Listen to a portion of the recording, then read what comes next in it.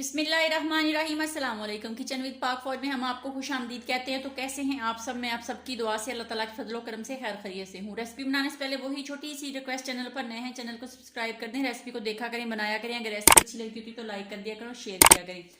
तो जनाब आज मेरे किचन में पक रही है मूंग दाल रेस्टोरेंट स्टाइल। इसको कैसे बनाते हैं और क्या क्या चीज़ें इस्तेमाल होती हैं, उसके लिए आपने जितनी दाल पकानी है वो आप ले लें। मैंने 1 पाव दाल ली थी। इसके अंदर नमक जायके के मुताबिक 1 चम्मच सुरख मिर्च का, हल्दी का चाय का चौथाई चम्मच डाल के 1 किलो पानी डाल के इसको मैंने अच्छे से पका लिया है। ये आप देख लें, ये बिल्कुल गल चुकी है इस टाइप की।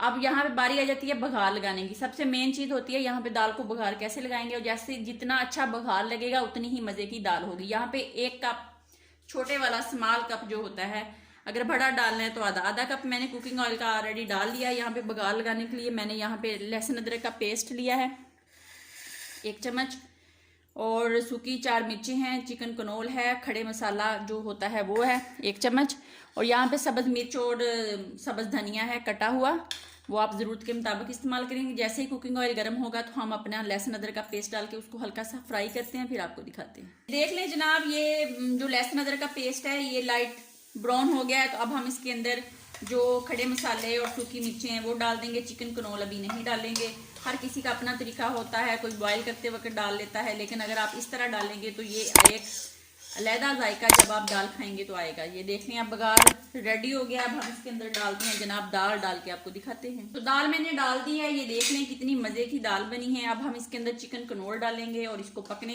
देंगे 1 से 2 मिनट। उसके बाद हम इसके अंदर डाल देंगे सब्ज धनिया और सब्ज मिर्च, और फिर इसको डिश आउट करते हैं और आपको दिखाते हैं।